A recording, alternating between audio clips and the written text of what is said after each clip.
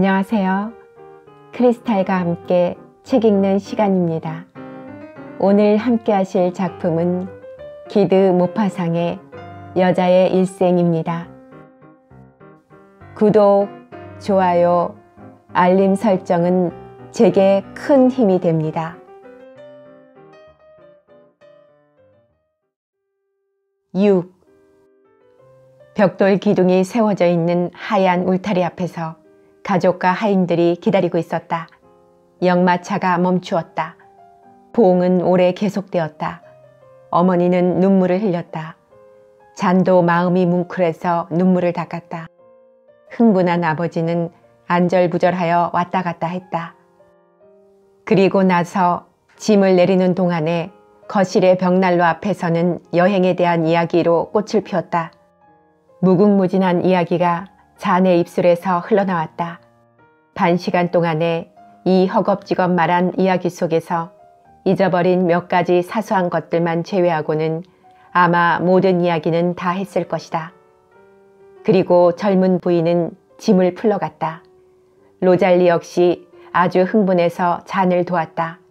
그 일이 끝나고 네이와 옷들, 여러 가지 화장 도구들이 제자리에 놓이자 하녀는 여주인의 곁에서 물러갔다. 자는 약간 피곤을 느끼며 자리에 앉았다.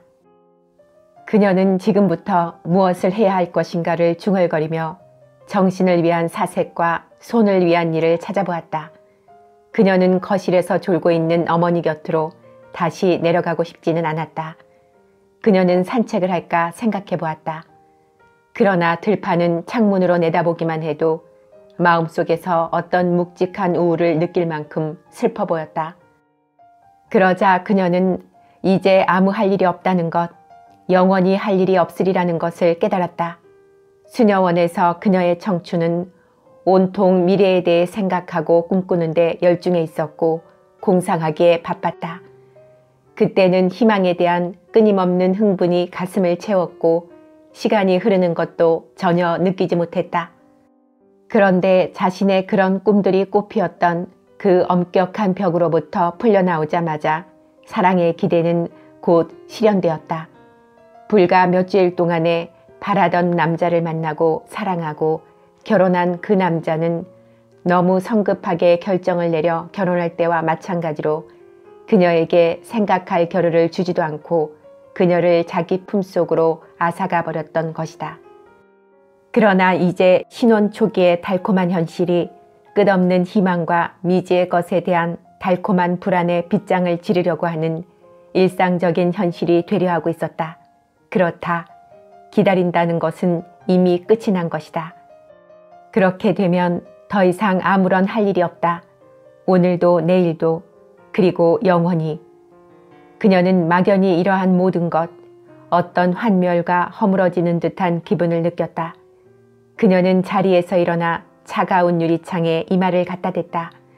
그러고는 한참 동안 어두운 구름이 흘러가는 하늘을 올려다보다가 밖으로 나갈 결심을 했다. 이것은 5월의 그것과 똑같은 전원, 똑같은 풀, 똑같은 나무들일까?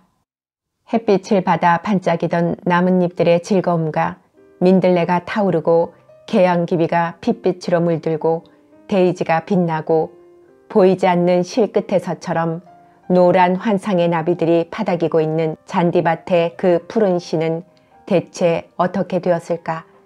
그리고 생명과 향기와 번식력을 주는 원자로 가득했던 공기의 그 도치는 이제 사라져버렸다.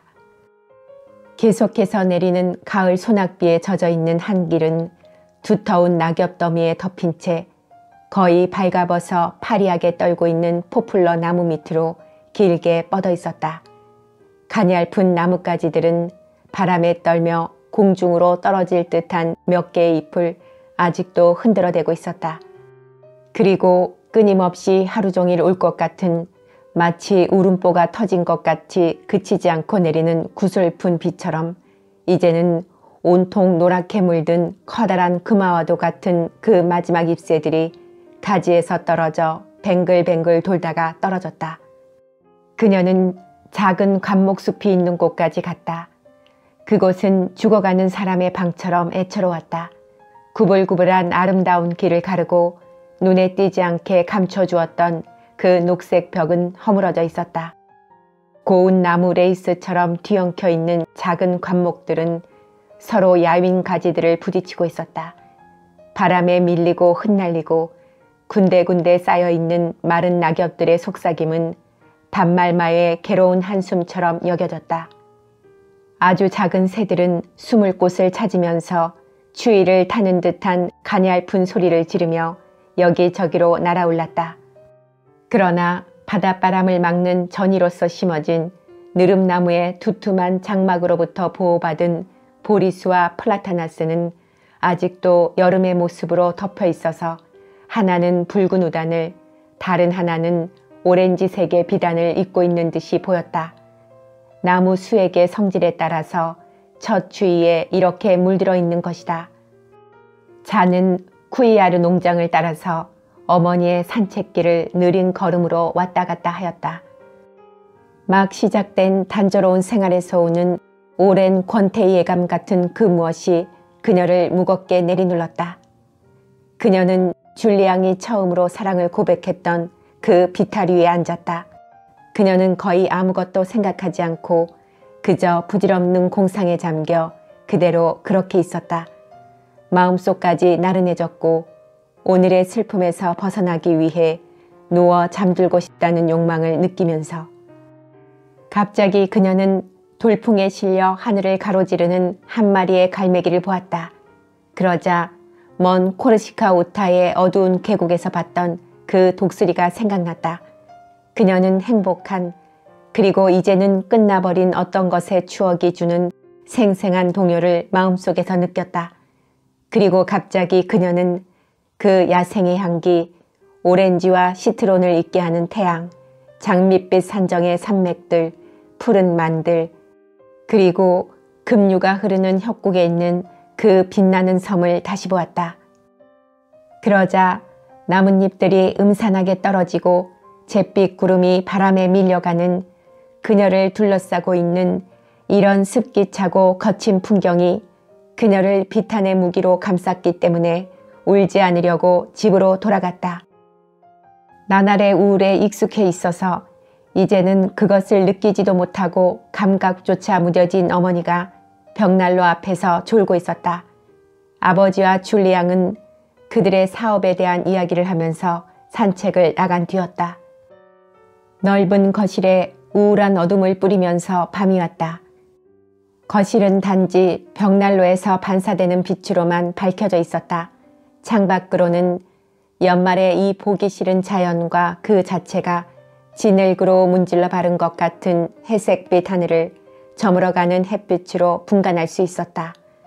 이윽고 남작이 나타났고 줄리앙도 따라 들어왔다. 남작은 어두운 방에 들어서자마자 초인종을 울리고 소리를 질렀다. 빨리 불을 켜라. 여긴 음산하군. 그러고는 벽난로 앞에 앉았다.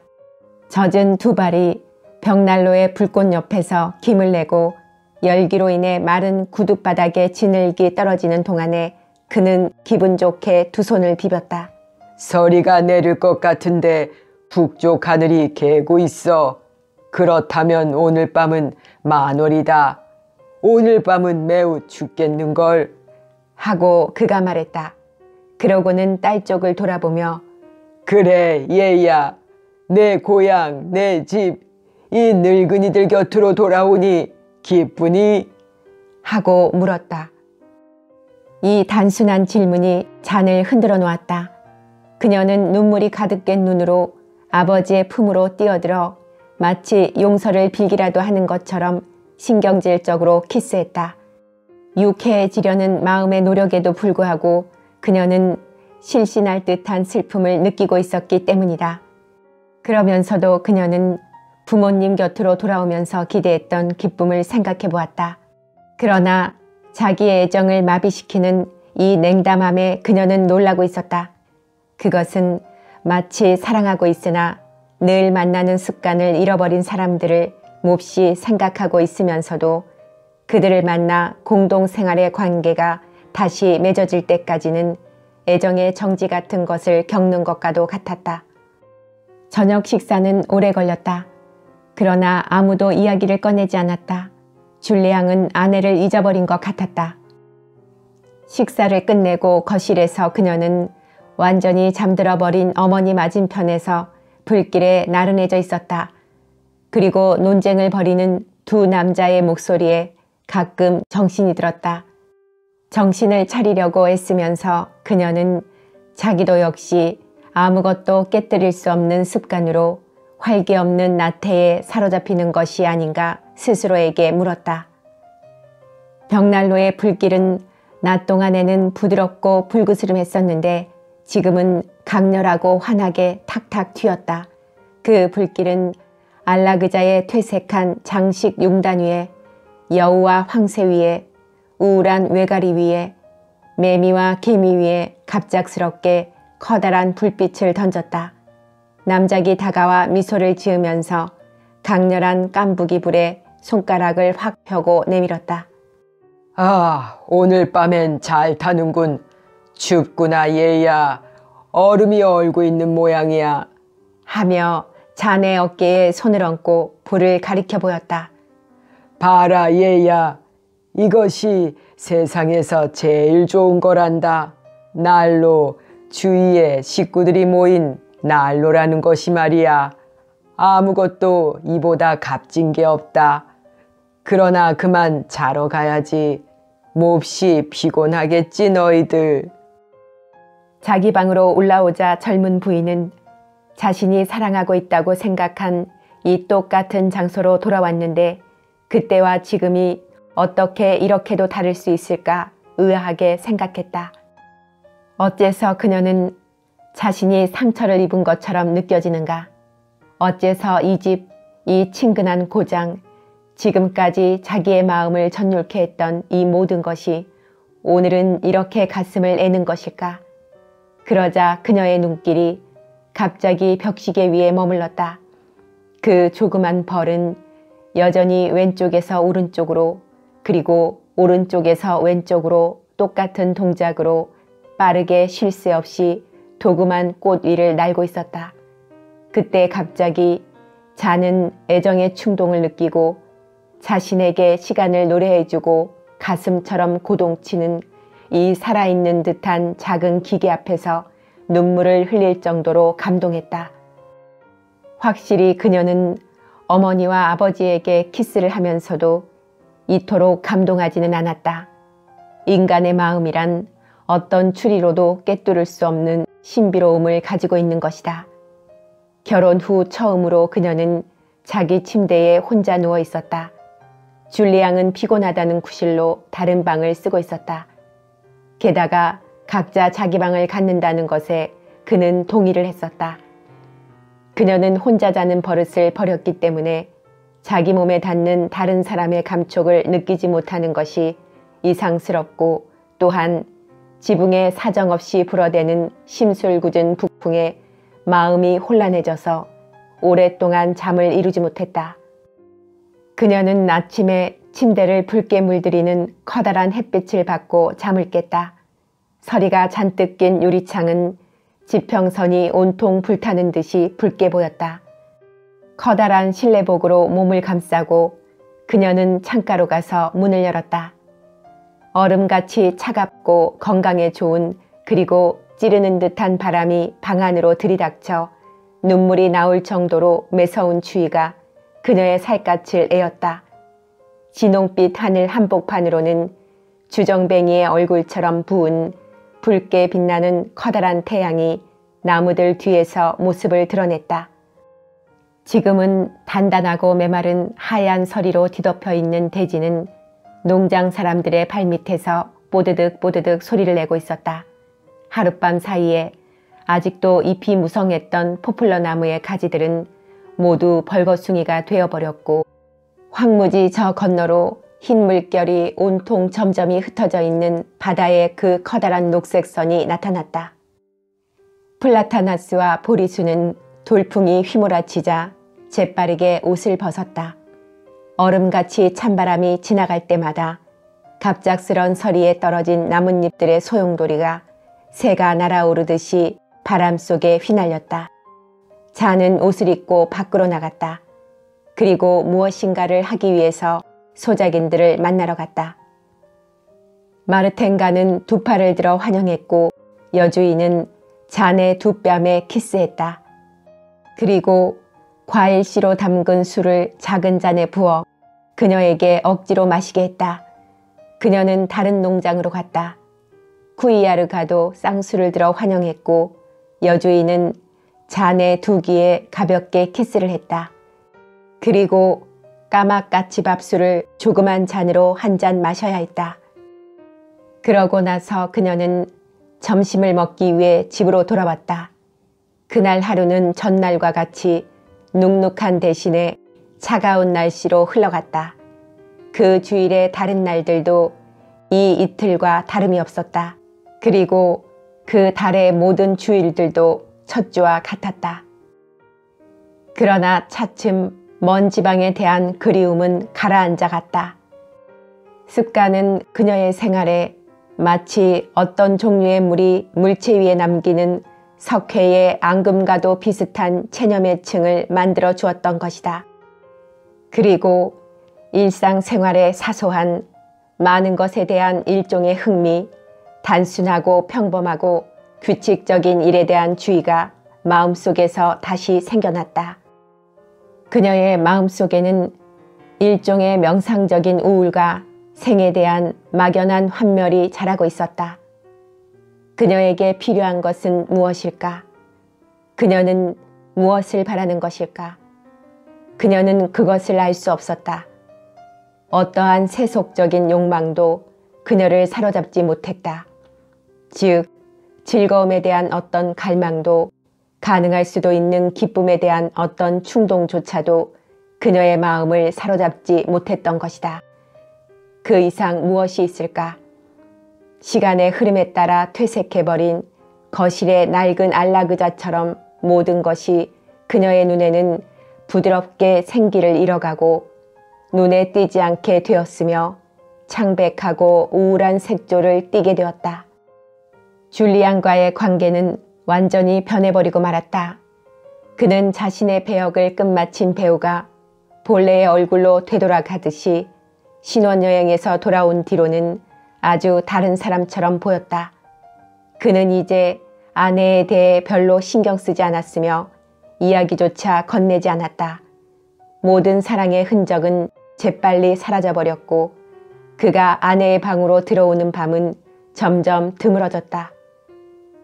그는 재산과 집에 대해 관리를 했으며 모든 임대차 계약을 검사하고 소작인들을 들볶고 경비를 절약했다. 그리고 그 자신도 귀족 농부 같은 옷을 입었기 때문에 약혼 시절의 거칠애나 우아한 모습은 잃어버리고 말았다. 그는 청년 시절에 자기 옷장에서 찾아낸 구리단추가 달린 낡은 우단 사냥복을 얼룩이 진 것도 상관하지 않고 늘 입고 다녔다. 그리고 누구의 마음에 들려고 애쓸 필요가 없어진 남자들의 무관심에 사로잡혀서 면도를 하는 것도 그만두었기 때문에 다듬지 않은 긴 수염이 믿을 수 없을 정도로 그를 추하게 만들었다. 손도 이제는 가꾸지 않았다. 그리고 식사 시간 후에는 언제나 작은 잔으로 꼬냑을 너덧 잔 마셨다. 잔이 몇 번 부드럽게 타이르려고 노력했으나 그가 제발 그냥 내버려 둘 수 없겠어?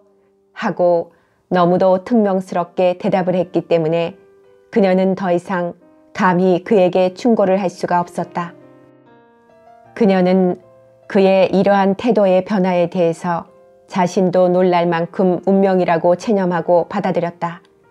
그는 이제 그녀에게는 타인, 영혼도 마음도 다친 채로 있는 타인이 되어버렸다. 그녀는 그것에 대해 몇 번이나 생각해 보았다. 그리고 그렇게 만나 사랑하고 애정의 충동 속에서 결혼한 그들이 마치 나란히 누워 잠을 자본 적이 없는 것 같이 갑자기 서로 거의 알지 못하는 다른 사람처럼 된 것은 어찌된 일인가 하고 말이다. 그리고 어째서 그의 냉담함이 더 한층 괴롭지 않은 것일까? 이런 것이 인생인가? 두 사람은 속은 것일까? 이제 미래 속에는 그녀를 위한 것이 아무것도 없단 말인가. 만일 줄리앙이 여전히 아름답고 정성 들여 가꾸고 우아하고 매력적이라면 그녀는 지금보다 더 많이 고민했을까. 새해가 되면 신혼부부만 남고 부모는 루앙의 집에서 몇 달 지내기 위해 돌아가기로 합의를 했다. 일생을 보내게 될 이 장소에 정착하고 익숙해지고 마음에 들도록 하기 위해서 젊은이들은 이 겨울에는 레페프를 한시도 떠나지 않기로 했다. 게다가 그들은 몇몇 이웃을 가지게 되었다. 그들에게 줄리앙은 아내를 소개했다. 그들은 브리즈빌, 쿠틀리에 그리고 푸르빌리의 집안이었다. 그러나 젊은이들은 그때까지 마차의 문장을 바꿀 칠장이를 부르지 못했기 때문에 아직 이웃을 방문할 수가 없었다. 사실 남작은 사위에게 낡은 가족 마차를 물려주었으나 줄리앙은 드 라마르가의 방패골의 작은 문장이 르 페르티 데보의 그것과 나란히 있지 않으면 결코 이웃 성간의 모습을 나타내는 것에 동의하지 않았다. 그런데 이 지방에는 문장 장식을 하는 전문가가 단 한 사람밖에 없었다. 그는 볼베크의 칠장이로 바타유라는 이름을 가졌는데 마차의 문에 귀중한 장식을 받기 위해서 노르망디의 모든 작은 성에서는 차례로 그를 불러들였다.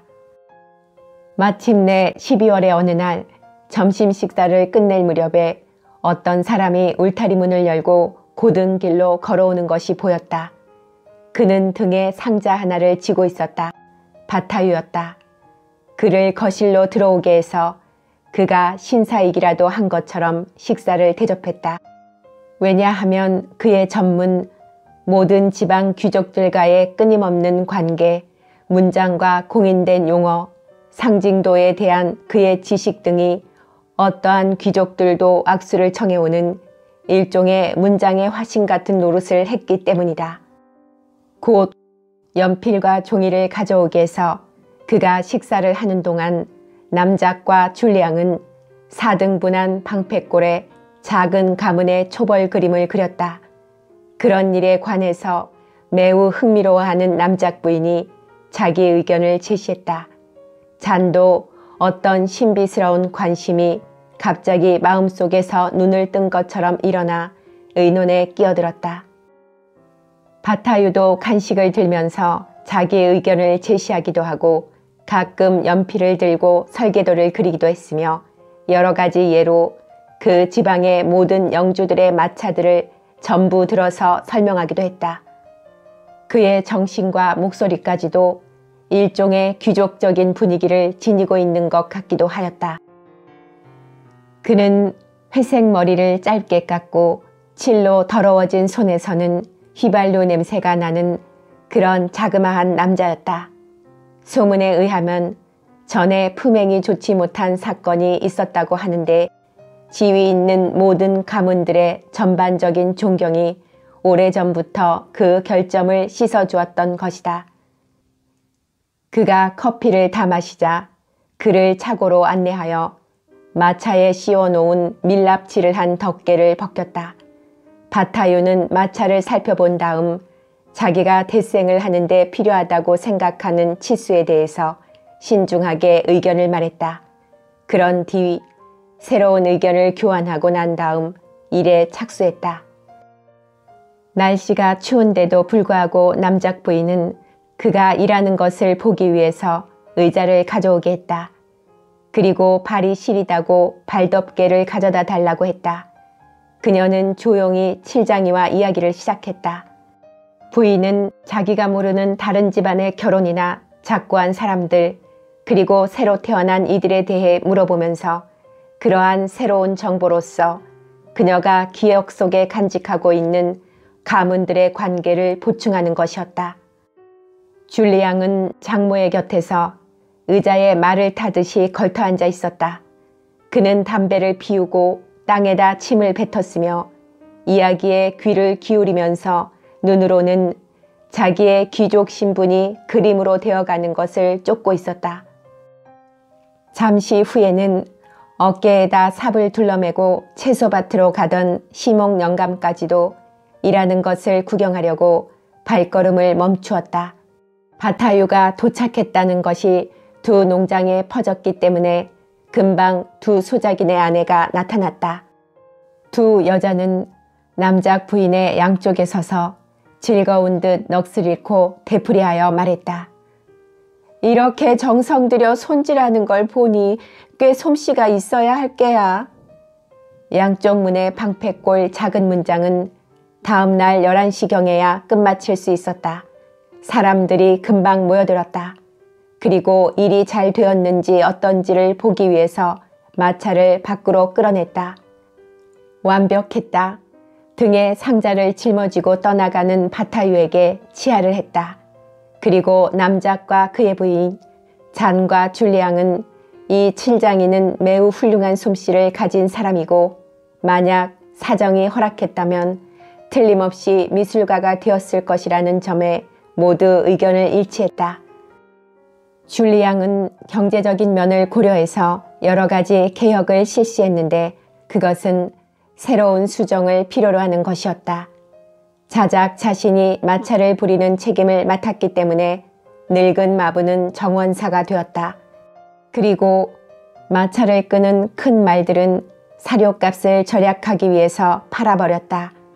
그리고 주인들이 내릴 때 말을 붙들고 있을 사람이 필요했기 때문에 마리우스라고 부르는 어린 목동을 작은 하인으로 썼다.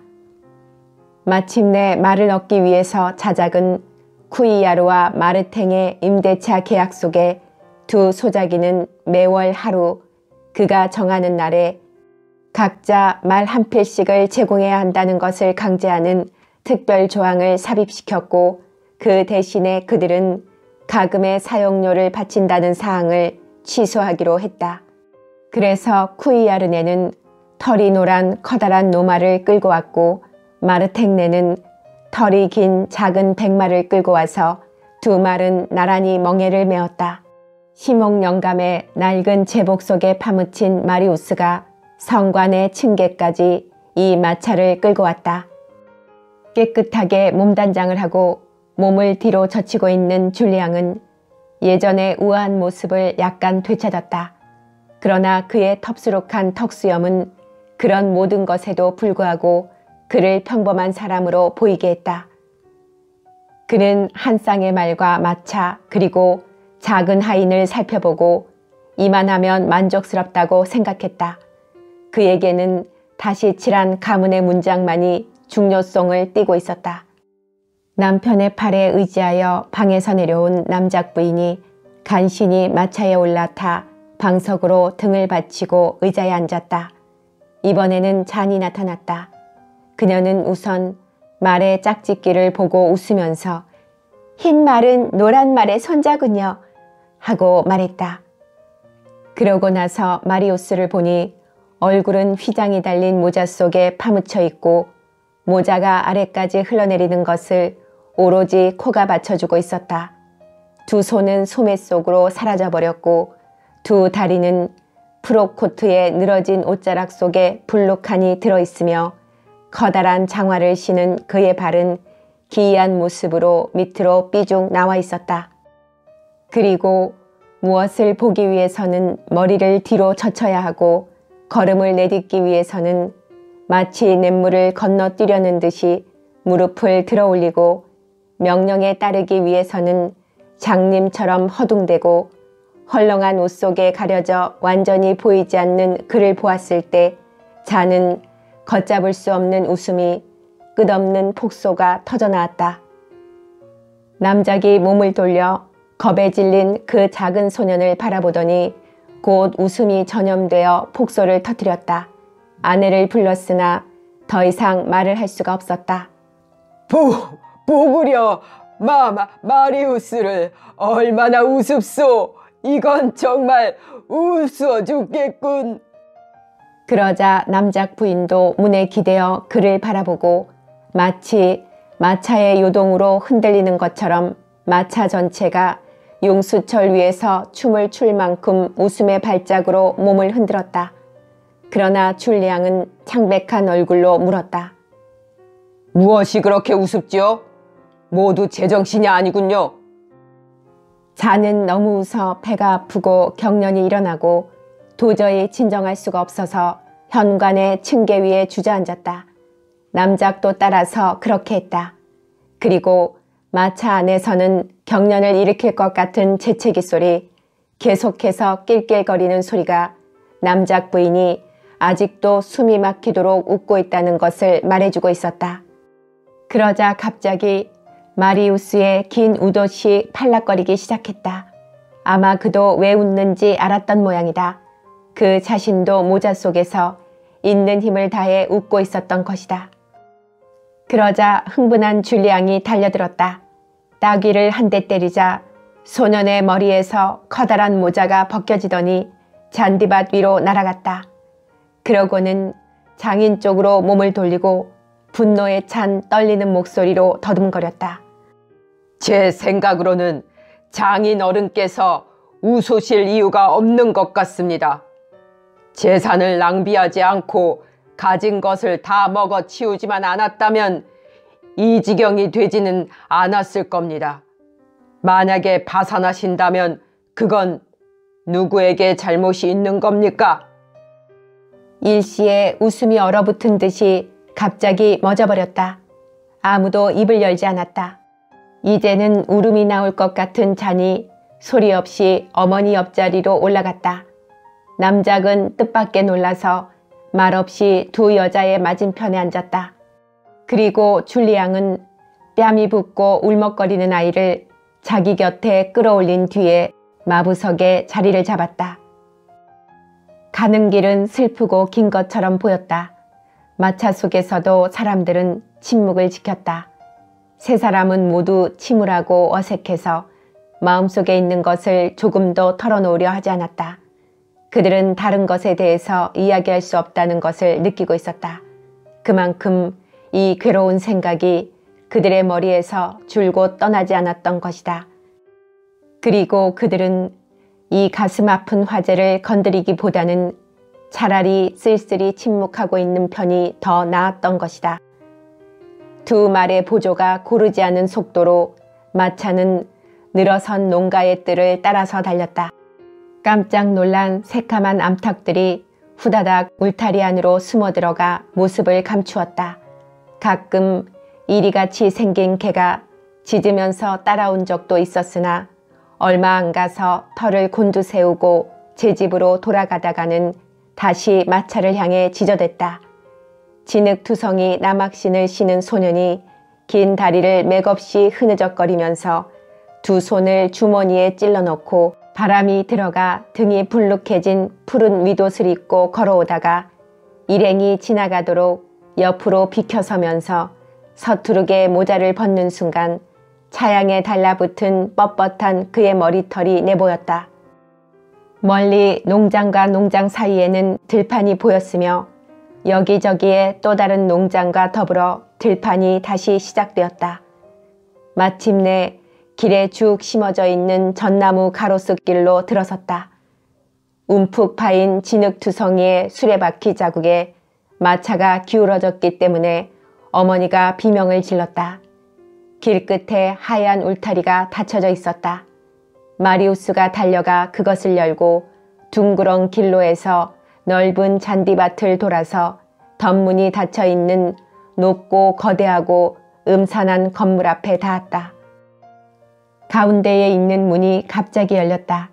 그리고 검은 줄이 있는 빨간 조끼를 입고 그 위에 앞치마를 두른 중풍에 걸린 늙은 하인이 비스듬히 종종 걸음으로 걸으며 현관의 계단을 내려왔다. 그는 방문객의 이름을 묻고는 널찍한 객실로 안내하고 항상 닫아두었던 덧문을 겨우 열었다. 가구들은 덮개로 씌워져 있었고 추시개와 큰 촛대는 흰 천으로 덮여 있었다.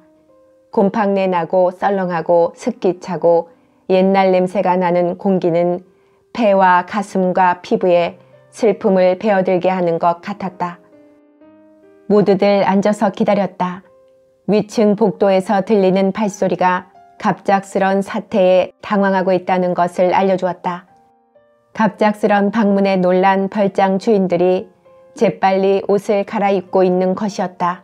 시간이 오래 걸렸다. 벨이 여러 번 울렸다. 다른 발소리가 계단을 내려오더니 다시 올라갔다. 남작 부인은 파고드는 추위에 사로잡혀 계속해서 재채기를 했다. 줄리 양은 방 안을 이리저리 서성거렸다. 자는 침울하니 어머니 옆에 앉아 있었다. 남작은 벽난로의 대리석에 등을 기대고 고개를 숙이고 있었다.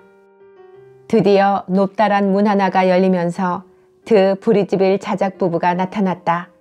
두 사람은 다 작고 말랐으며 깡충깡충 뛰는 걸음걸이로 나이를 짐작할 수 없었는데 의례적인 인사가 오가고 서로 포옹했으며 격식을 차리면서도 부자연스러워 보였다. 꽃무늬가 있는 비단 옷을 입고 리본이 달린 작은 모자를 쓴 부인이 찢어지는 듯한 목소리로 빠르게 말을 했다. 꼭 끼는 화려한 프로코트를 입은 남편은 무릎을 굽혀 인사를 했다. 그의 코, 눈, 잇몸이 드러나 보이는 이, 밀랍을 칠한 것 같은 머리카락, 그리고 화려하고 아름다운 그의 옷은 정성을 다한 물건처럼 빛나고 있었다. 환영의 첫 인사와 이웃으로서의 예의를 차리고 나면 누구도 더 할 말이 없었다. 그래서 주인과 손님은 이유도 없이 서로 찬사를 주고받았다. 그리고 양쪽은 모두 이 훌륭한 교제가 계속되기를 바랐다. 1년 내내 시골에 살면 서로 만나는 것은 의지가 되는 것이었다. 객실의 얼음같이 찬 공기가 뼛속까지 파고들어 목소리를 쉬게 했다. 남작 부인은 재채기가 다 끝나기도 전에 이번에는 기침을 했다. 그때 남작은 출발하자는 신호를 보냈다. 왜 그러세요? 이렇게 빨리 좀 더 있다 가세요. 브리즈빌 부부는 말렸다.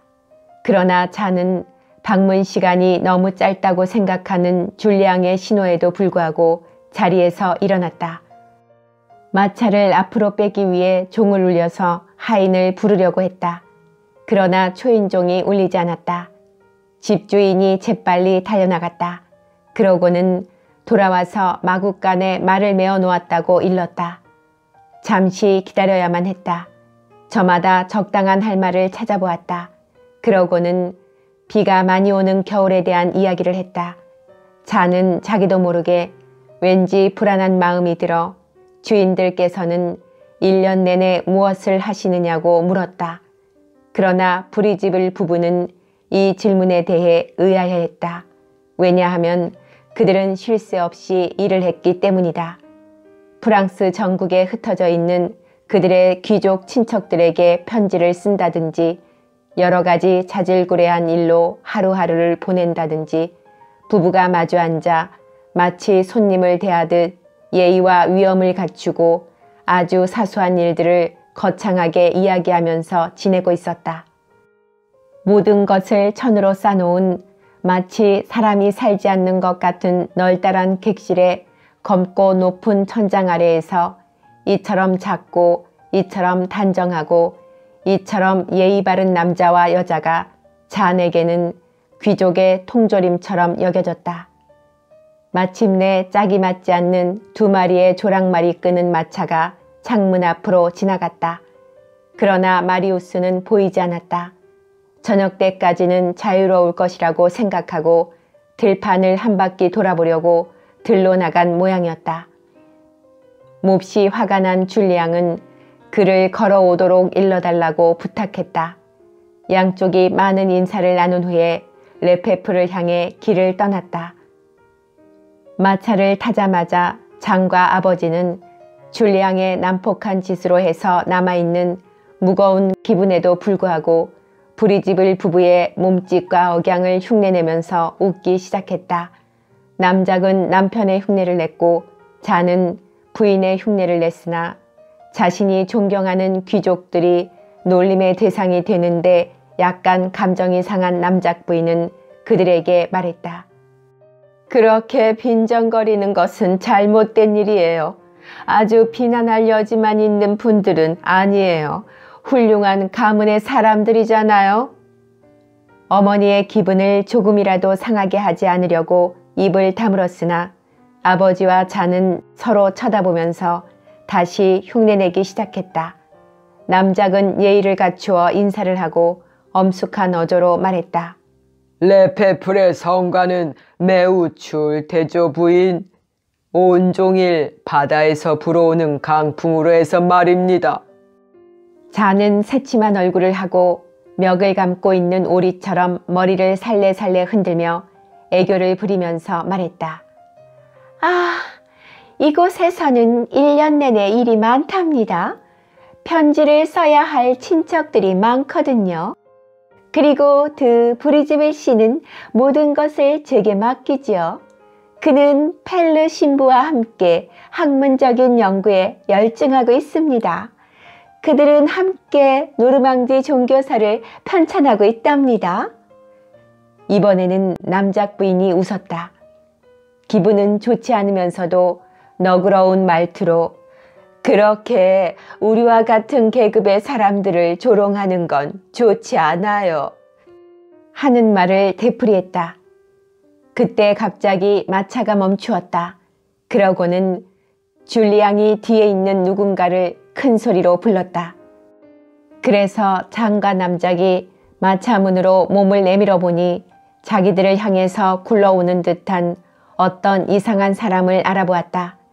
물결치는 듯한 헐렁한 제복의 아랫자락 속에서 다리를 거북하게 놀리고 계속 흘러내리는 모자 때문에 눈은 안 보이고 풍차의 날개처럼 소매자락을 흔들면서 넓은 무릉덩이를 정신없이 건너려고 흙탕물 속을 첨벙대며 길가에 있는 돌이란 돌에는 모두 채어 비틀거리고 안절부절하여 뛰어오르면서 진흙투성이가 된 마리우스가 전력을 다해 마차를 따라 달려오고 있었다.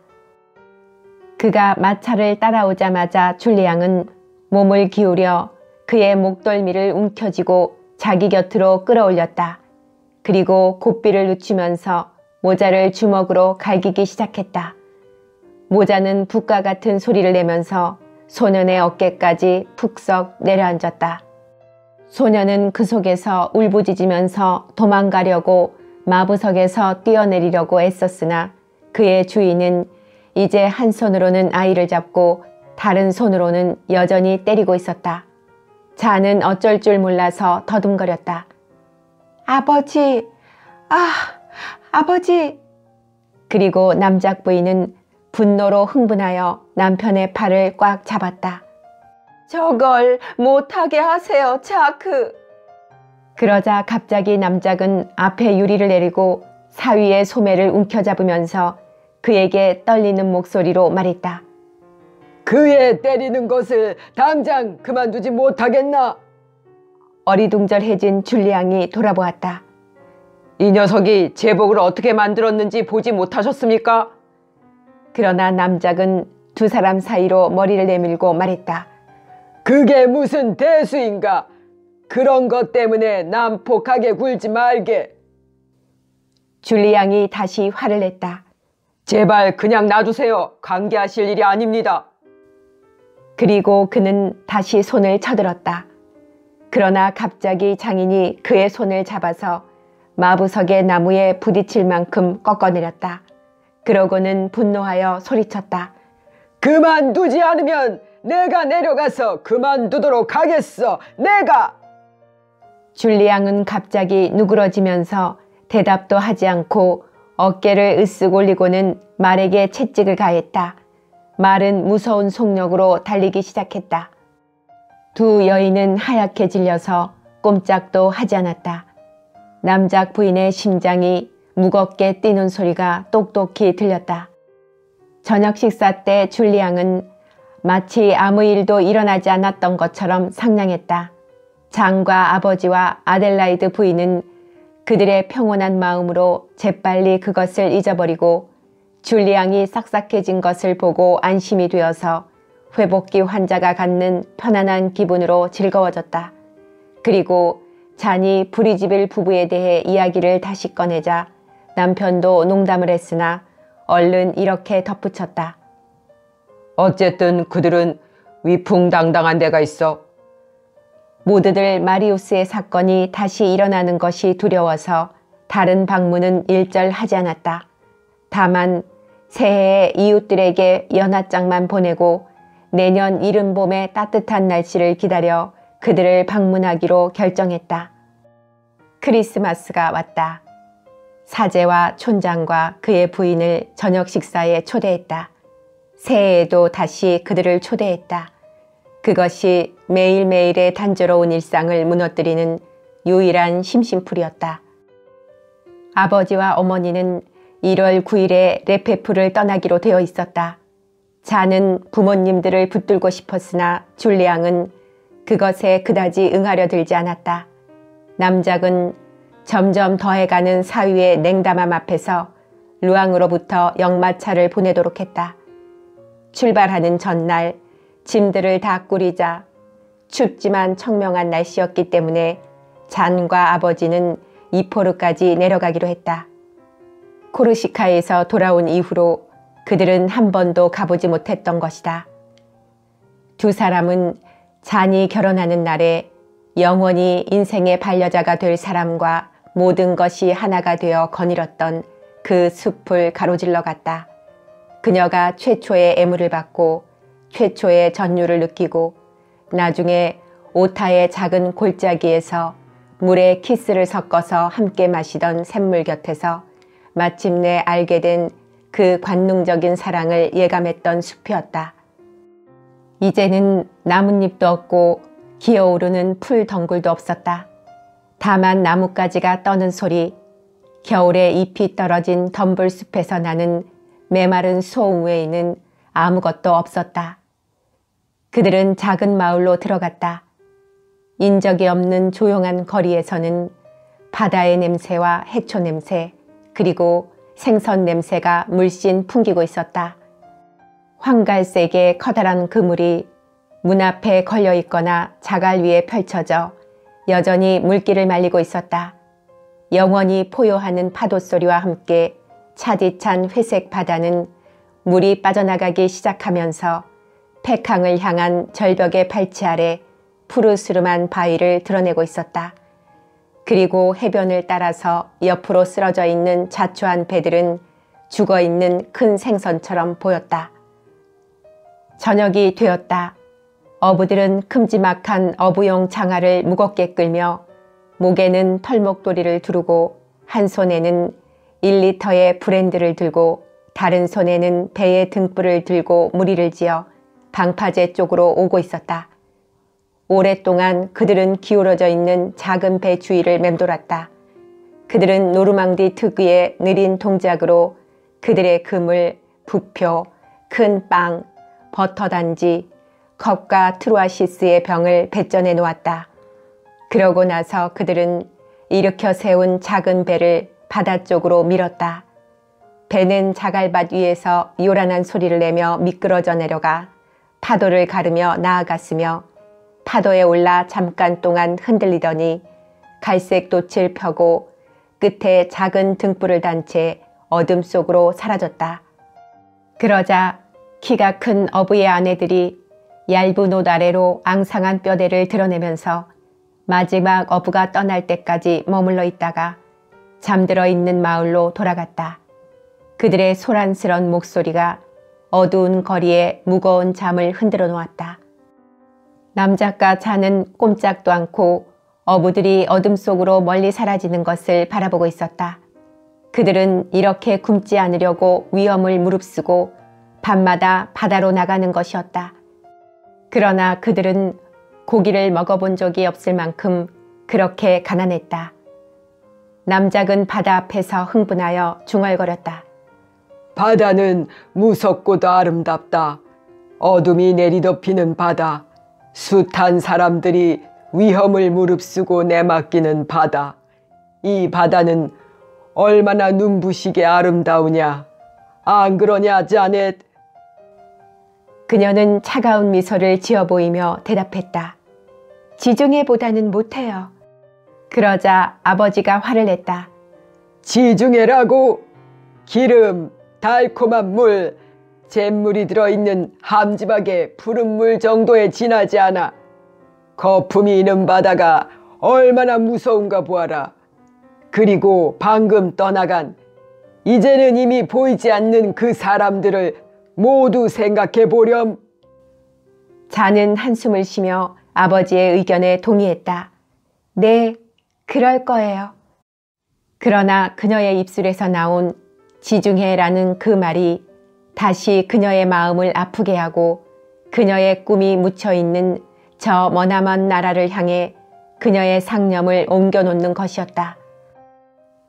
아버지와 딸은 숲으로에서 돌아가는 대신 길로 나와서 느린 걸음으로 해안을 올라갔다. 그들은 다가오는 이별의 슬픔에 잠겨 거의 아무 말도 하지 않았다.